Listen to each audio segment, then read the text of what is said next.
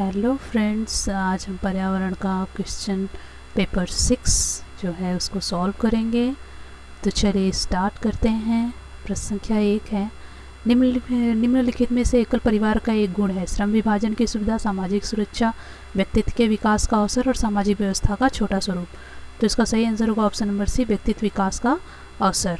प्रश्न संख्या 2 है, निम्न में से कौन सी गाय की नस्ल नहीं है? तो राठी, मुर्रा, कॉकरेज, थारपारकर। तो इसका ऑप्शन नंबर बी सही होगा, मुर्रा जो है गाय की नस्ल नहीं है। प्रश्न संख्या 3 है, किस विटामिन की कमी होने पर घाव से रक्त बहना बंद नहीं होता है? तो ऑप्शन नंबर विटामिन ई है, विटामिन डी है, विटामिन के है और विटामिन सी है। तो इसमें ऑप्शन नंबर सी सही होगा, विटामिन के की कमी होने पर घाव से रक्त बहना बंद नहीं होता है। प्रश्न संख्या 4 है, सूक्ष्म शिक्षण के संदर्भ में गलत तथ्य निम्नलिखित में से कौन सा है? तो सूक्ष्म शिक्षण के संदर्भ में आपको गलत तथ्य बताना है। तो सूक्ष्म शिक्षण में समस्त शिक्षण को लघु क्रियाओं में बांटा जाता है। सूक्ष्म शिक्षण की विधि है। सूक्ष्म शिक्षण नियंत्रण अभ्यास की प्रणाली है और सूक्ष्म शिक्षण के जन्मदाता DLN है। तो इसमें से जो गलत तथ्य है वो ऑप्शन नंबर बी है, सूक्ष्म शिक्षण की विधि है, ये वाली गलत है, बाकी ये तीनों सही है। ओके, चलिए आगे बढ़ते हैं। प्रश्न संख्या 5 है, प्रश्न संख्या 5, सच्ची शिक्षण अधिगम विधि वह है जिसमें छात्रों को कम से कम बताया जाता है, यथावत खोज के लिए प्रेरित किया जाए। ये किसने कहा है? तो ये स्पेंसर ने, फ्रोबेल ने, किलपैट्रिक ने या जॉन डीवी ने? तो ये स्पेंसर ने कहा है। प्रश्न संख्या 6, शिक्षण विधि निष्कर्ष के विकास के लिए पाठ्य वस्तु को सुव्यवस्थित करने की विधि है, किसने कहा है? वेस्ले ने, हर्बर्ट ने, जॉन डीवी ने, फ्रोबेल ने? इसका सही उत्तर ऑप्शन नंबर सी होगा, जॉन डीवी ने कहा है शिक्षण विधि निष्कर्ष के विकास के लिए पाठ्यवस्तु को सुव्यवस्थित करने की विधि है। प्रश्न संख्या 7, प्रोजेक्ट विधि का आधार क्या है? तो प्रोजेक्ट विधि का आधार क्या है? यथार्थवाद, आदर्शवाद, प्रकृतिवाद या प्रयोजनवाद? तो इसका सही आंसर होगा प्रयोजनवाद जो है प्रोजेक्ट विधि का आधार है। प्रश्न संख्या 8 है, पारितंत्र में खाद्य श्रृंखलाओं के संदर्भ में निम्नलिखित में से किस प्रकार के जीव को अपघटक जीव नहीं कहते हैं? तो विषाणु, कवक, जीवाणु, कोई नहीं। तो इसमें सही उत्तर होगा ऑप्शन नंबर ये, जो विषाणु है उसे अपघटक जीव नहीं कहते हैं। प्रश्न संख्या 9, मरुस्थल क्षेत्रों में जल ह्रास को रोकने के लिए निम्नलिखित में से कौन सा पर्ण स्थानांतरण होता है? तो ए कठोर एवं मोमी पर्ण, और बी है लघु पर्ण अथवा पूर्णहीनता, सी पर्ण की जगह काटे और डी में उपयुक्त में से सभी। तो उपयुक्त जो सभी हैं इन सब का प्रयोग जो है मरुस्थल क्षेत्रों में जल ह्रास को रोकने के लिए पर्ण स्थानांतरण होता है। प्रश्न संख्या 10 है, राष्ट्रीय हरित न्यायाधिकरण अधिनियम 2010 भारतीय संविधान के निम्नलिखित में से कौन सा प्रावधान के अनुरूप अधिनियम में हुआ था? तो कौन से प्रावधान के अनुरूप अधिनियम में हुआ था? तो ए है स्वास्थ्य पर्यावरण के अधिकार के अनुरूप जो अनुच्छेद 21 के अंतर्गत जीवन के अधिकार का अंग माना जाता है। बी अनुच्छेद 275 के अंतर्गत अनुसूचित जनजाति के कल्याण हेतु अनुसूचित क्षेत्रों में प्रशासन का स्तर बढ़ाने के लिए प्रावधानिक अनुदान के लिए अनुरूप। सी अनुच्छेद 243A के अंतर्गत उल्लिखित ग्राम सभा की शक्तियों और कार्यों के अनुरूप। जिसमें ऑप्शन नंबर ए सही होगा, स्वास्थ्य पर्यावरण के अधिकार के अनुरूप जो अनुच्छेद 21 के अंतर्गत जीवन के अधिकार का अंग माना जाता है। ओके, प्रश्न संख्या 11 है, भारत के निम्नलिखित में से किस वर्ग के आरक्षित क्षेत्रों में स्थानीय लोगों को जीव भार एकत्रित करने और उसके उपयोग की अनुमति नहीं है? तो ए जैव मंडलीय आरक्षित क्षेत्रों में, राष्ट्रीय उद्यानों में, रामसर सम्मेलन में घोषित आर्द्र भूमियों में तथा वन्य जीव अभ्यारण्यों में? तो इसमें ऑप्शन नंबर ए सही होगा, जैव मंडलीय आरक्षित क्षेत्रों में। आइए आगे चलते हैं। प्रश्न संख्या 12, निम्न में से कौन सा एक प्राणी समूह संकटापन्न जातियों के संवर्ग के अंतर्गत आता है? तो ए है महान भारतीय सारंग, कस्तूरी मृग, लाल पांडा और एशियाई वन्य गधा। बी कश्मीरी महामृग, चीतल, नीलगाय और महान भारतीय सारंग।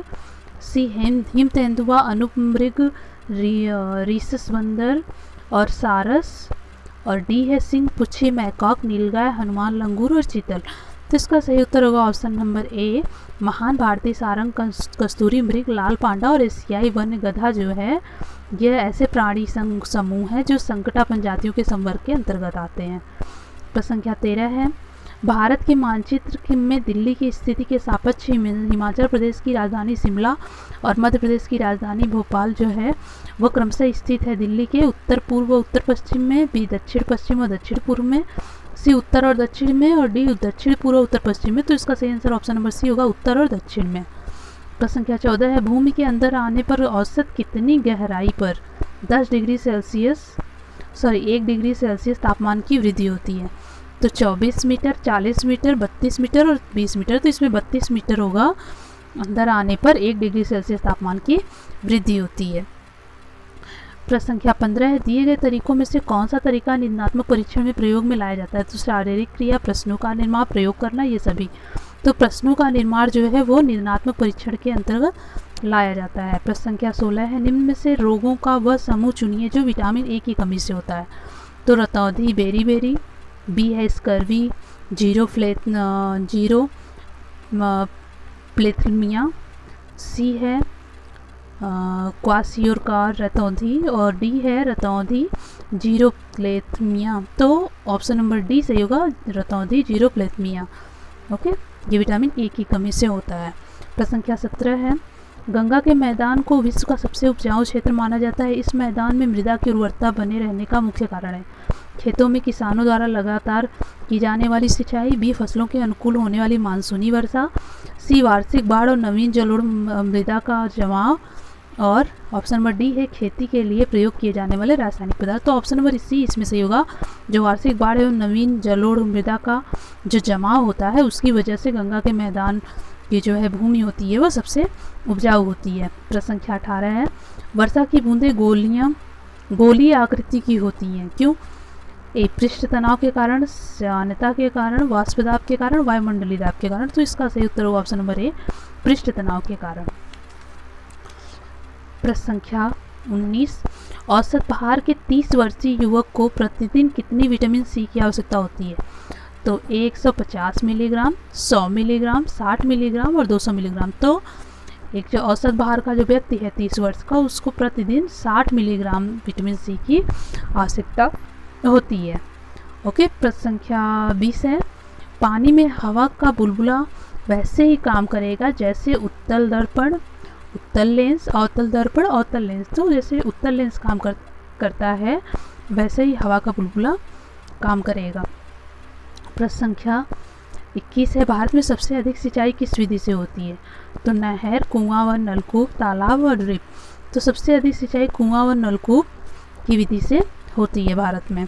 प्रश्न संख्या 22 है, विजटन क्या है? तो विजटन क्रिकेट की बाइबिल कही जाने वाली इंग्लैंड की पत्रिका है या फिर शतरंज की रूसी पत्रिका है, हॉकी से संबंधित खेल है, उपयुक्त में से कोई नहीं। तो इसका सही उत्तर होगा ऑप्शन नंबर ए, क्रिकेट की बाइबिल कही जाने वाली इंग्लैंड की पत्रिका है। प्रश्न संख्या 23 है, पर्यावरण अध्ययन के शिक्षण के अंतर्गत इंटीग्रेशन से तात्पर्य है एक प्रकरण को पढ़ाने हेतु तो विभिन्न विषयों की सहायता लेना, प्रत्येक विद्यार्थी को स्थगित से उन्नति करने के अवसर प्रदान करना, और सी है विद्यालय में पाठ्य से आगामी क्रियाओं का संयोजन करना, और डी अनेक विषयों को एक विधि अवधि वाले कालांश में व्यवस्थित करना। तो इसका सही उत्तर ऑप्शन नंबर ए होगा, एक प्रकरण को पढ़ाने हेतु तो विभिन्न विषयों की सहायता लेना।